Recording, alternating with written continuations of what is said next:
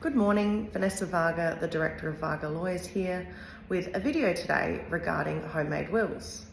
I'm often asked whether a homemade will is okay. Most people seem to think that a homemade will is a great option to minimise costs. Well, unfortunately, I don't think that's the case. So what are the pros and cons of a homemade will? Well, a homemade will is generally one that you prepare at home and you obtain a will kit from a post office, or you handwrite your own will.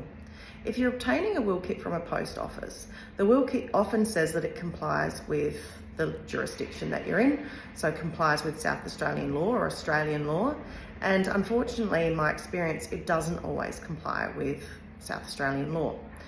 So if you've got the will kit and you've started to complete it, it's not just a matter of filling in the blanks.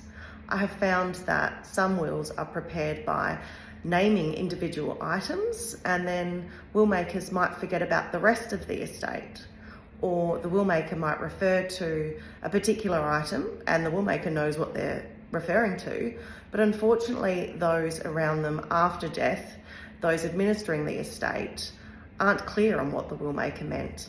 And that can result in the executor having to apply to the Supreme Court and asking the court, what did the will maker mean when they wrote this? So even if some people think it's clear, if the executor has any sense of uncertainty, they have an obligation to apply to the court to be certain as to what the will means. So let's say you've got your will kit and you've completed the form and you think it's done okay, and it comes to a point of execution. So there are legal requirements about how a will should be executed, and I've found that a lot of the homemade wills aren't executed properly.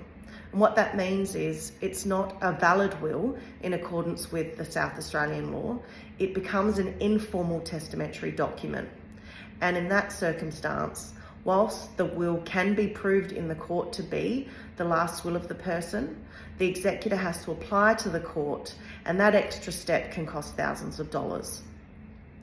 Even if the will is signed properly, you'll still need an extra affidavit, because that's the current requirement of the probate registry in South Australia. That extra affidavit is one of the witnesses, so if you can't find the witnesses, you're in trouble, and one of those witnesses needs to attest that the will maker signed that document and that they knew what they were doing and understood the document at that time. So that affidavit alone is likely going to cost the estate more than just instructing a wills lawyer to draft a will properly now. So we're all about minimising costs, absolutely, but you're not going to minimise costs by creating a homemade will. In the long run, you're likely going to increase costs because we can't get around that extra affidavit that is requested from the probate registry. So that's today's lesson in respect of homemade wills. If you have a homemade will, please feel free to make an appointment with us.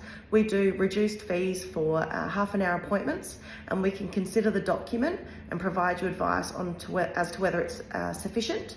Or if you have a will that's not prepared by a lawyer, we can also look at that too. Any questions, as always, let me know. Have a great day.